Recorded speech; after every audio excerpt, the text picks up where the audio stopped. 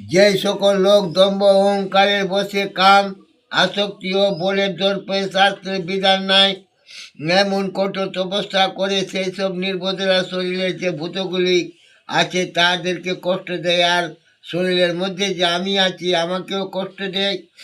এইসব লোকের স্বভাব অনুযায়ী না ইয়া নিশ্চয় জানিও সকলে প্রিয় খাদ্য তিন প্রকার, এরূপ যোগ্য তপস্যার দান তাও তিন প্রকার। ইয়াদের ভেদগুলি বলিতেছি শুনো। যাদের আয়ু উৎসাহ বায়ু স্বাস্থ্যের উন্নতি করে, আনন্দ সুখ যাতে বাড়ায়, তাহা হয় সরল নির্গন্ধ, যার ফলে দীর্ঘকাল শরীরে থাকে, যা দেখিলে ভালো লাগে। এইরূপ খাদ্য সাত্বিক লোকের প্রিয়।